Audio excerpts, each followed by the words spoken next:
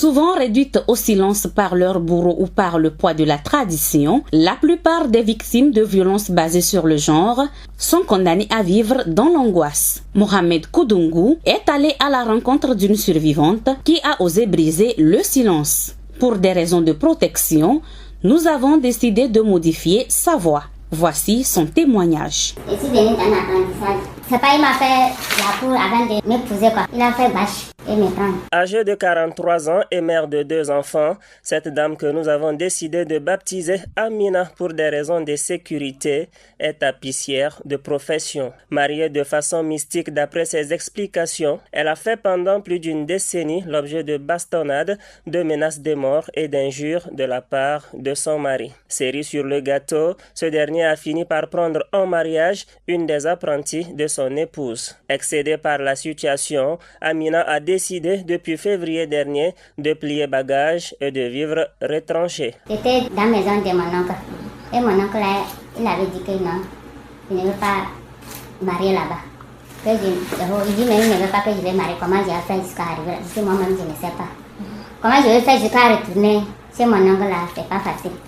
J'ai souffert jusqu'à dans 6 mois, j'ai trouvé grossesse. Et ce temps-là, les gens disent que ça ne peut pas. J'ai resté là-bas jusqu'à j'ai donné l'enfant. Voilà. Il ne dit pas. Il est resté encore jusqu'à 2e enfant. Dans le 2e enfant, il a trouvé l'autre femme. Elle a venu faire 6 mois seulement. Elle est repartie. Ce temps-là, j'étais malade. Il dit que lui n'a pas l'argent.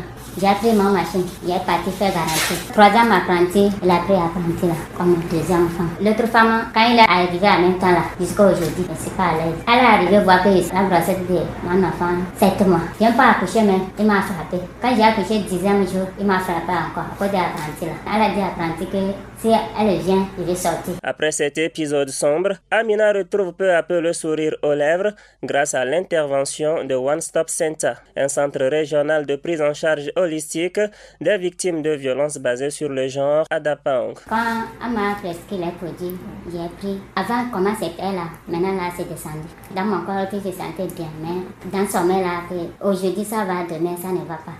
Ce temps-là, j'étais pas comme ça.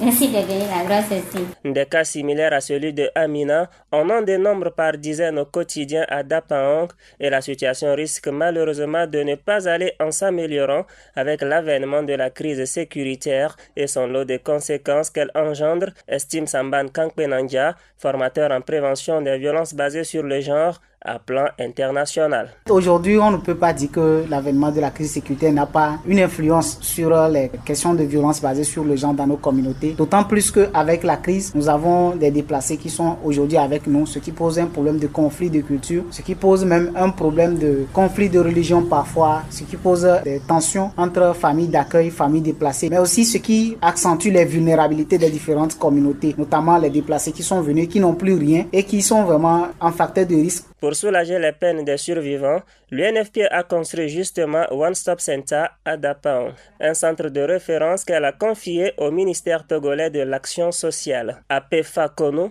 en est la responsable. Elle nous explique le mécanisme de prise en charge. Nous offrons une prise en charge holistique, c'est-à-dire quand la survivante arrive, elle a tous les soins nécessaires sur place. S'il y a un problème de santé ou bien il y a les blessures, même si c'est un cas de viol, l'équipe médicale est là pour l'examen gynéco et puis le psychologue est là pour évaluer l'état psychologique de la survivante. Et les assistants sociaux sont là pour évaluer les besoins et le juriste est là au cas où la survivante veut déposer une plainte. Malgré d'énormes efforts consentis dans ce domaine, beaucoup reste encore malheureusement à faire. Pour combler un tant soit peu ce déficit, Plan International met en œuvre à travers le réseau des femmes pour le développement REFED le projet de renforcement des mécanismes de prévention et de prise en charge intégrée des cas de violence basée sur le genre dans les préfectures de Thone et de Saint-Cassé.